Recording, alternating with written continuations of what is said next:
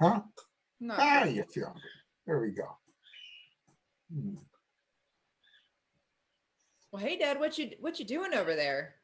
Well, I decided that now that I'm this week at the cabin, I thought maybe I'll do the Facebook Live from a kayak instead. Oh, wow. So So you're I'm just out here. I'm just out here, trolling away, fishing, just having a good time. Having a good time. well, technology really has come pretty far these days, huh? It has. It has. I can broadcast live from a kayak here in the Uwharrie River. Well, that's very Just kind of exciting. east of Salisbury. South of Greensboro and Winston-Salem. Yeah, Oh, nice. So must you pretty catching good, pretty anything? good day. Yeah, what you catching? Well, this is an interesting lake. It's got largemouth, smallmouth, white bass, stripers, catfish. The other day I caught an 11 and a half inch crappie. That's a big crappie. It's like, and almost where I'm sitting right now is where I caught it. It's just, this place is You're just, sitting right and now. then they got the blue cats here are like, 50 pounds plus. So it's pretty good fishing. Wow, you're gonna need a bigger rod. Yeah, I probably will, but and this end of the lake is all either federal forest or state forest. It's right across from Morrow Mountain State Park. So it's like kind of being in the wilderness, about as close as you're going to get within a three hours from Wilmington anyway. So Ah, yeah, very pretty nice. good. Well, Yeah. hey everybody. Welcome to our happy half hour brought to you by Carolina Retirement Planners. I'm Sam Shukavage and this is David Shukavage. Hey, everybody. And welcome. So, for those of you who have not joined us before, we cannot, we are broadcasting out into the abyss and we do not know if you're here unless you say hey. So, we would love to hear from you. Pop us a line, say hey down in the chat below, and tell us what you're drinking today or how you're enjoying your afternoon. I know that we had the Hurricane Zeta. Uh, isn't it Zeta? Zeta, yeah. Came through and we're getting some winds right now. The ocean looks pretty tumultuous today, tumulus. Yeah. Oh. We had some wind up here, not a lot, but some. So kind of all past now. Then the day after a hurricane is always really nice weather. So tomorrow, next couple of days are going to be great. Great. I'll be out here fishing again tomorrow. You can count on it. Oh, nice. Well, hey Bruce and Rick. Rick, Dad, your green screen is giving away the fact that it's a picture. You got a crack in the matrix right there. Nadine, hey Nadine, and Rich and Brad and Martha and Kathleen, and Miranda and Nina. Hi, y'all. It's so nice to have so many of y'all. Yeah, the gang is all here. The gang is all here. Yes, indeed. We got a good crew once again. This is number 19. Number 19. Who would have thunk it? I don't know where we'll stop. It's just, been good. Been good. Yeah. So we got an email. Wait. I am interrupting you. It's actually number 20. I know you guys keep saying that, but this is where I chime in and tell you. Number 20. Amy behind the scenes is keeping track. This is number 20. 20. So. That's fair. Well, actually, this is appropriate because I think it was number 10 that we did grab bag questions last time. Oh, okay. So without even realizing it, we are right on grab bag questions. Yeah. And so we are going to answer some of the questions that have come in the last few weeks and even before that, or at least as many as we can, and have some fun with that. So, absolutely. But more importantly, Sam, what are you drinking today? Today I am drinking it's a Cabernet Sauvignon from Italy, actually. And it's very nice. Well, normally I drink my herbal tea. They're sitting in my office, but now that I'm here out in the kayak, I just didn't seem appropriate. So today I'm actually drinking whiskey. Ooh. But it's a very different, special kind of whiskey. Well, tell us more. Well, there's a little bit of a story behind it because it was a couple of years ago. Sam, you and I, we went to Denver for a financial conference. We're always going to study, and there was a conference out in Denver. And it was out by the airport, but we decided to spend a night and go downtown Denver and, just spend Friday night there or something. And Sam is good at finding hotels. She found this nice, classic old hotel, fireplace going. It was in like the a beautiful wood burning lobby. fireplace. Yeah, It smelled so rustic. it goes back, like 100-year-old plus hotel. In fact, they had a bar. They had a bar next door with all these pictures that the day Prohibition ended. They had a big party there, and they had all these pictures of people, and Hitler's picture was there, and GIs took and cut it up. That was the story goes anyway. Oh, that's interesting. And it was really it was nicely priced. It was only when we got there we found out there was a mandatory $40 or so charge for an evening whiskey tasting and breakfast at the restaurant.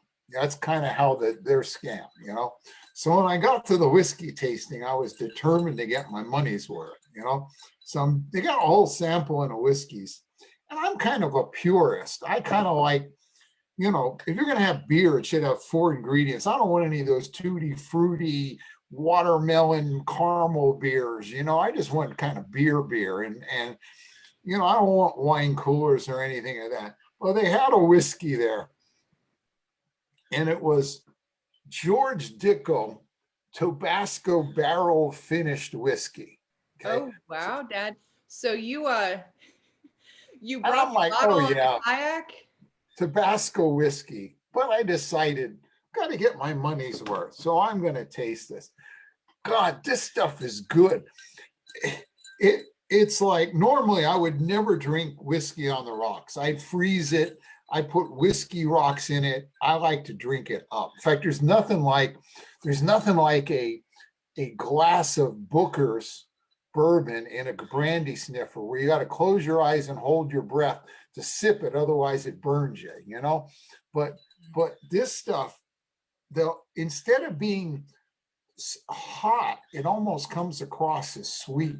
It goes down really easy. So again, you can get it at the local Aunt Betsy's cookie store.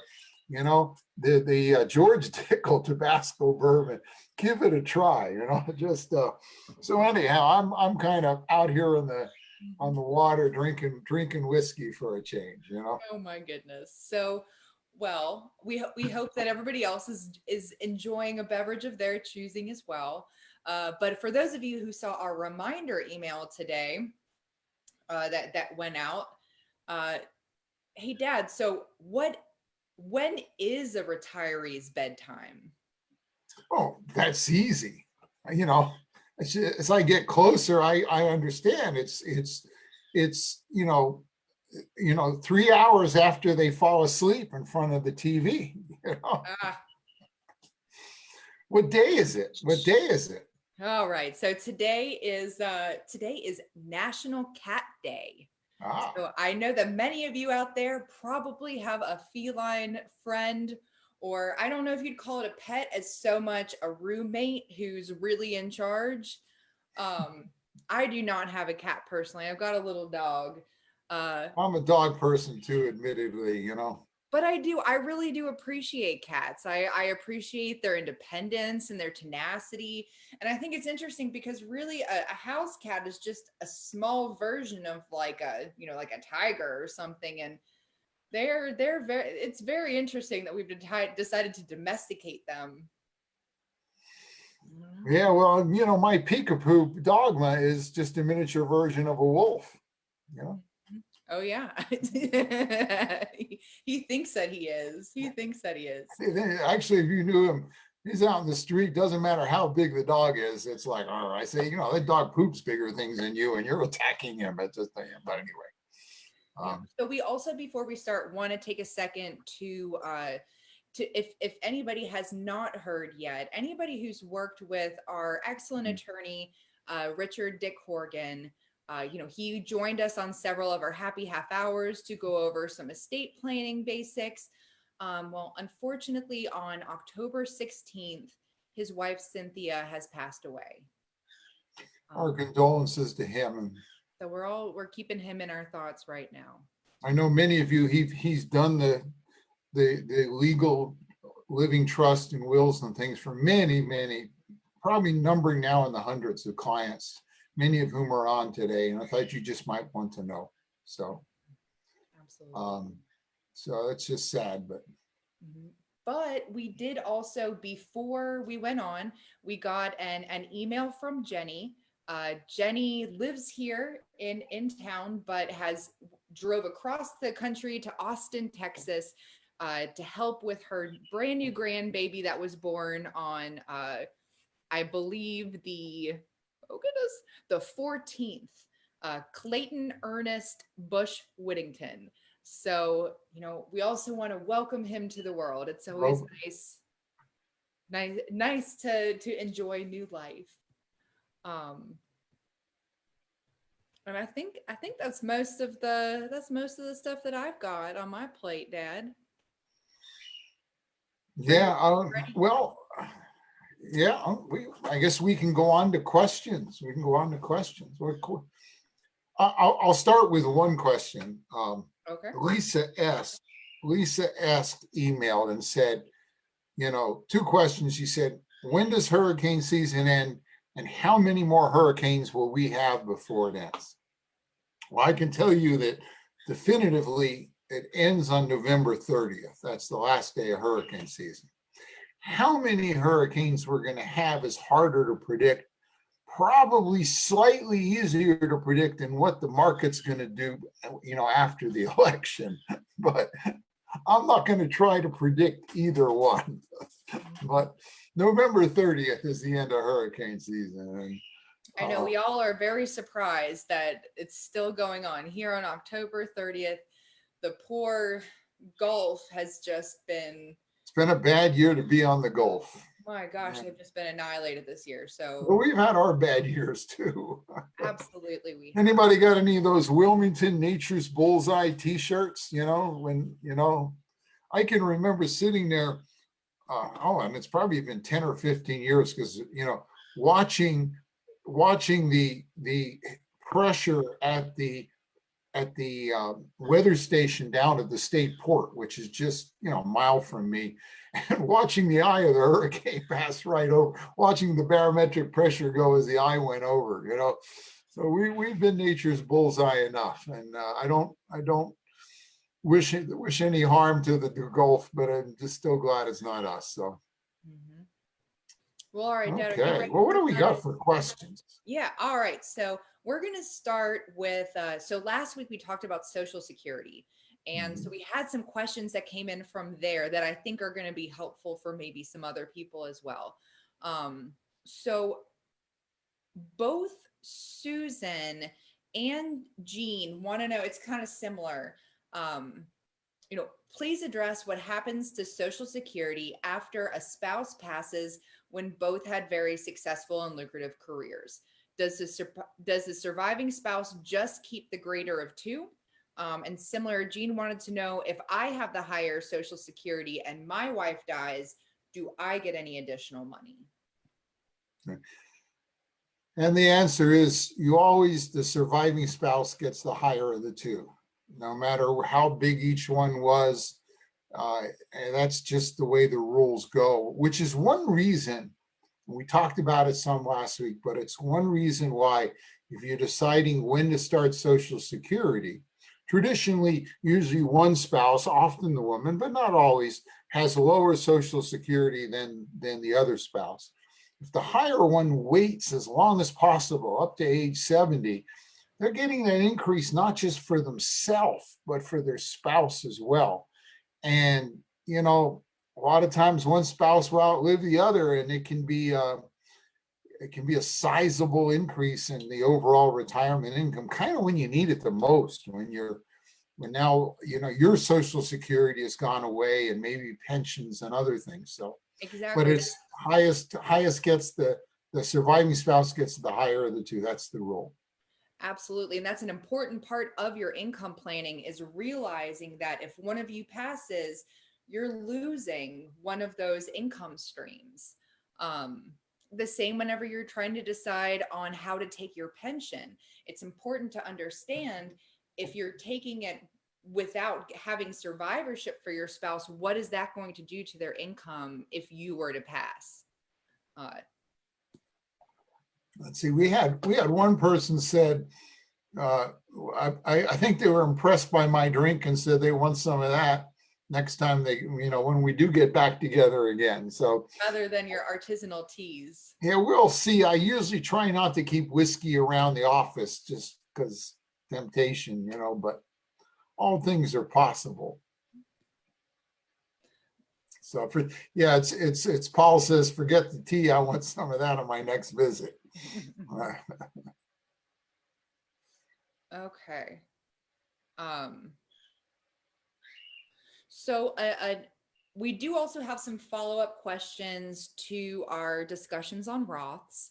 And some of these we may have answered already, but I think that they're really important for us to really emphasize.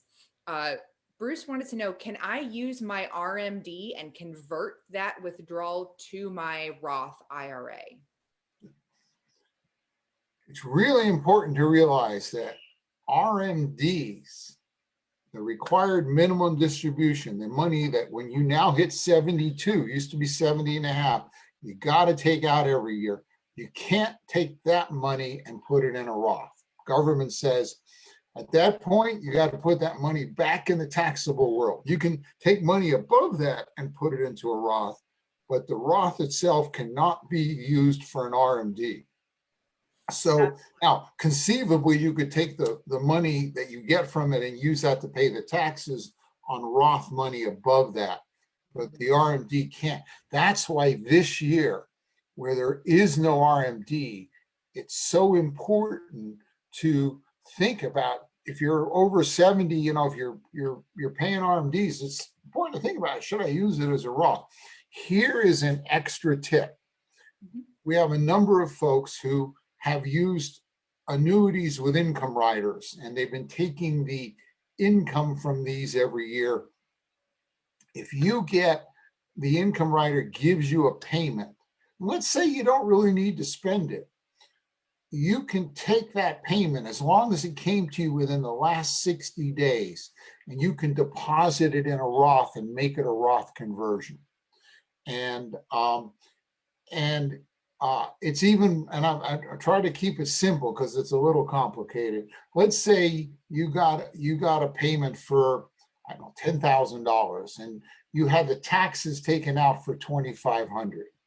You can put all $10,000 in a Roth, and as long as you make up the taxes they kept with some other monies. So there's some strategies there. Call us if you want to, but if you have a question. But it's kind of a great year to do Roth conversions, because even if you are in the RMD world, you're always going to be there. This is the year to make the most of it. Absolutely. And so Frank and Rosemary want to know, and this is kind of similar, can you transfer funds from a regular IRA to a Roth IRA after you are 72 years old? You can. Again, it has to be money above your RMD amount, but you can put as much as you want any year into a Roth. You can convert. There's no limit to how much. In fact, there's no limit to what age. A 50-year-old could convert IRA money to a Roth as much as they want. And in fact, there's no 10% early withdrawal penalty as long as it's a direct transfer. But they better pay the tax, or ideally pay the tax with money not in the IRA, because if they take money out of the IRA, the money they take out to pay the taxes will be subject to a 10% penalty. Boy, I kind of missed the whiteboard, but sitting here in the boat, the kayak, anyway, go ahead. So Dad, we actually just had a question come in on the chat from Rick. We're going to go a little bit back to the Social Security. He wants to know, how many years must you be married to qualify for the survivor SSI differential? Oh, I'm trying to remember that. I studied that. I hate these questions that come in the last minute that I haven't boned up. I think it's 3 years. I know, um, I think it's 3 years, but I am not 100% sure. It's 10 years in order to qualify. Well, it's 40 quarters to qualify for Social Security. I think it's about 3 years you need to be married to get the thing, but you don't go to the bank on that. If you're thinking about it, or give us a call, or we'll have to Google it. I just don't know it off the top of my head, and what I do know may have changed. I don't think so, but Okay. 3 is what comes to mind. Okay. And just one last question about Roths is, Dan wants to know, why would I not consider moving funds into a Roth? Well, that's a good question. And there's 2, 3, 4, a few instances. You want to move funds into a Roth if you think the taxes you will pay on those funds are equal to or less than the taxes you'll pay in the future. Okay. So you always want to pay taxes at the lowest rate. So, we have a lot of people, there's, occasionally they're still working, often earning buku bucks. Well, you're bringing in $300,000 a year. It's probably not time to convert to a Roth, because you're probably in a higher tax bracket than you'll be when you retire. So if you're in a real, you're bringing in lots of income, or you have a lot of income that year, you don't want to go to a Roth, because you may pay tax at a higher tax rate than if you waited a year or two. Mm-hmm. 2, particularly if you're under 59 and a half. If you convert to a Roth at, say, 58, you're going to have to wait 5 years before you can use the money you converted. If you're over 59 and a half, it's more lenient. But so, there are restrictions to how soon you can get that money. So sometimes if I need the money in the short term, I wouldn't want to convert to a Roth. Those are probably the 2 biggest cases. I look at Roth money as, it's kind of money for later. I mean, 5, 10, 20 years later, because, taxes are going to go up, a spouse will die, their survivor will be in a higher tax bracket. If you want to leave it to the kids, great money to leave to the kids and grandkids. God knows what their taxes will be. So that's kind of the answer to that one. Okay. So we're going to switch gears a little bit. Dan wants to know, what are your thoughts on a reverse mortgage? Sorry. Okay. Reverse mortgages are kind of interesting.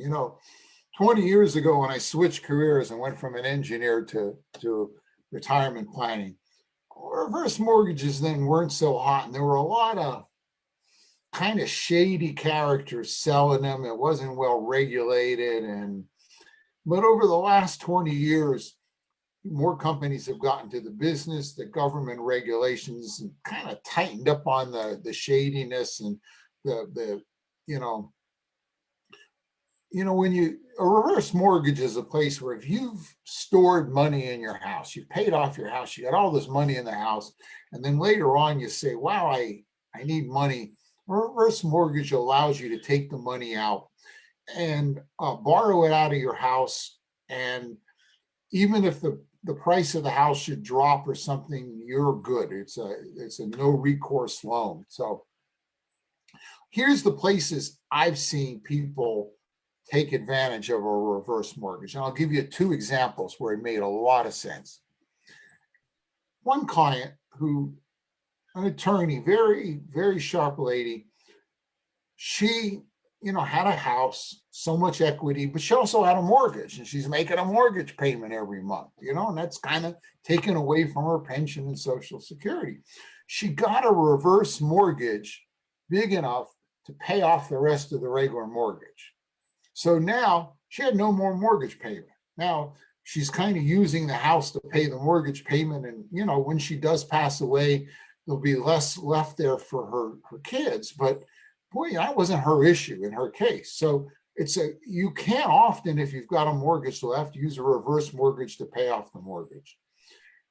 Another example is I had a client in a community in Brunswick who her husband had passed away and her income had dropped, and she's having trouble making up the money to pay everything there. She had a nice house, but boy, she loved the community. Her friends were there, golfing and swimming, all the facilities, and really didn't want to leave, and go to an apartment somewhere, because she was, especially when, that time of her life with being newly widowed. And so we got a reverse mortgage, and she's got another stream of income that she can use to keep her in that house for many more years and enjoy the life and kind of bridge it over. So the disadvantage of a reverse mortgage is, because the company is saying, wow, if the house drops in value and you stop, that's all we got, we could get shortchanged. You end up paying a little more in interest than you could through other things. So I look, and it's particularly good to wait, ideally till you're in your 70s, because the rates get better. But it's the kind of thing we run the numbers. What I usually tell people to do is, I got some reverse mortgage people that I vetted, I visited them, I looked, they're good. I say, let them run the numbers for you, bring in the numbers, we'll look at it, and you'll get our eyes on it and tell you whether this is a good idea. So that's some things on reverse mortgages. Maybe we'll do a reverse mortgage. That might be one for the future sometime. So yeah. So we also get questions a lot. The ones that I have listed here are from David and Renee and Ed, and it's basically, should we be buying gold as a defensive measure, and what your thoughts are on IRAs investing in gold or silver? People are a little bit worried right now. Is gold a good investment? Okay. Actually, it was about 10 years ago, I did a whole presentation on gold. I still have the PowerPoints, and maybe we should refresh that and break that out for a future happy half hour. You want to have some fun. Go and Google price of gold chart, and you'll find out it kind of goes like this, It just, there's times when gold is just shot through the roof. Same way with silver. Remember the Hunt brothers back in like the 80s or 90s, cornered the silver market, shot it way up. I look at it and I think, to a great extent, gold is kind of like a poker game. There's a saying that if you go to a poker game, the first time, don't know the people, and you're sitting there, and within 15 minutes, if you don't know who the patsy is, you're the patsy.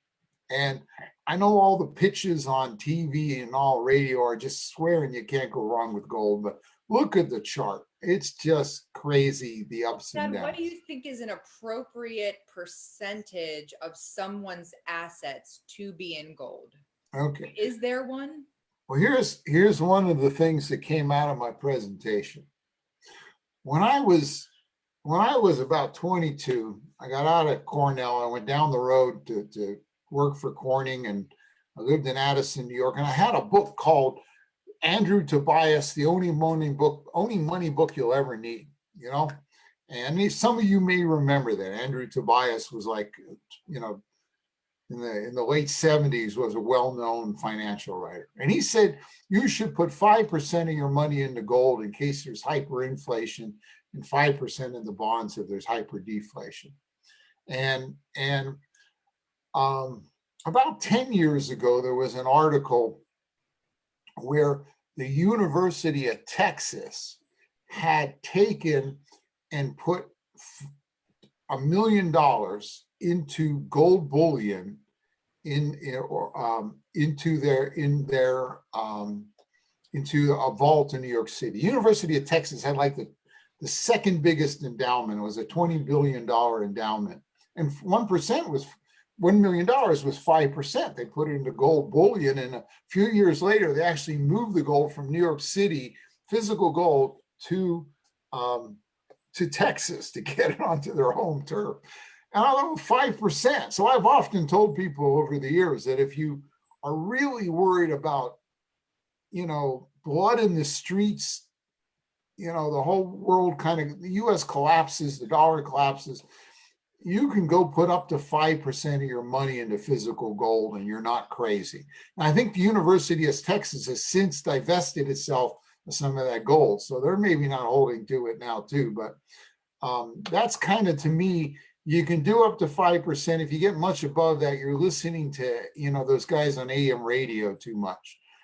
And if you do want to do it, you want physical gold and you want small denominations, and now investing your IRA in gold is tricky, because to invest in physical gold, you have to have a separate place that holds the gold for you and keeps it in your IRA. It's kind of like a special lockbox, or company that makes its business having a box with your gold in it that the IRS knows is your IRA. And there's expenses and all with that too.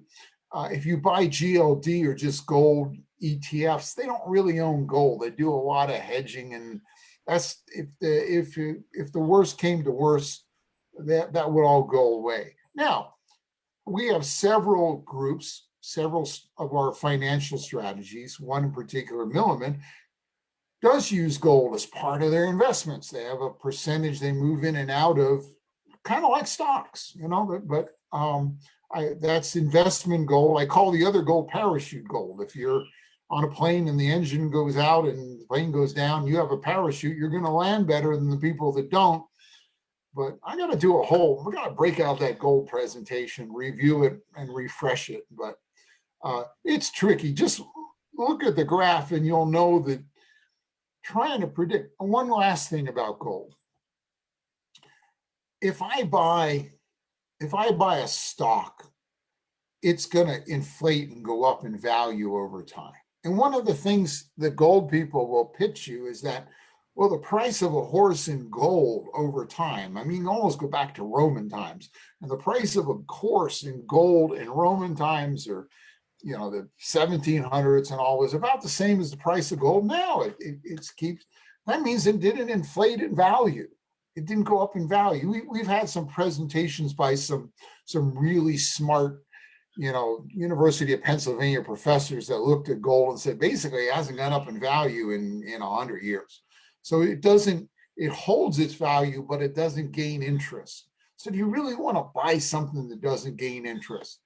The reason to do it is probably to have this base that if the dollar becomes worthless, if you've been listening to a lot of stuff that makes you think that, then maybe buying some is right. The other reason to buy it is to speculate in it, like stocks going up and down. But that's probably enough on gold. Don't get me wrong. I'm looking at it as 502. Oh gosh. Yeah, you were just going. I drink whiskey. I get talkative. I got to go back to. No, this is why I see now why you come with the tea each week.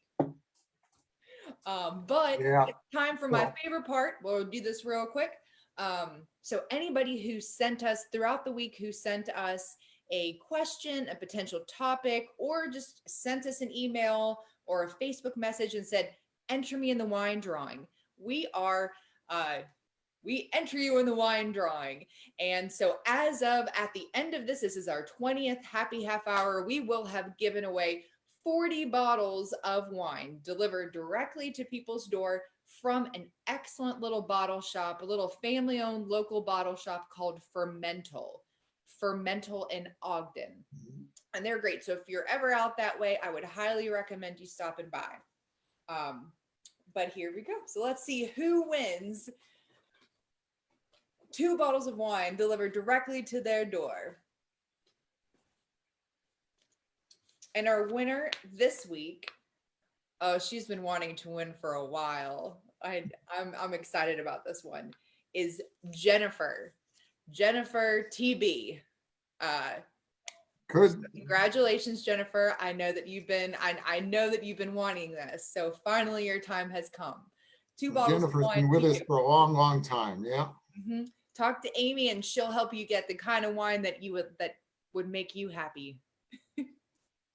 So congratulations. And Dad, we are already, we try really hard to stick to our half hour, and we're already 5 minutes above. He's out there on the water. Just blame it on the fishing and the He's so whiskey. I got relaxed. no defense. That's my defense. It just, So relaxed right now, just unwinding, getting a chance to decompress. So thank you so much for joining us, and we will see you next Thursday at 4:30. I don't know that we've decided our topic yet, have we? We have not decided our topic yet. We will figure one out, though. It'll be good. Trust me. It'll be so good. All right. Well, thank you, everybody. Cheers, and have a wonderful rest of your week. Have a good weekend, a good Halloween weekend. Oh my gosh. Good Halloween. Talk about Happy Halloween. Oh my goodness. Have fun. Cheers.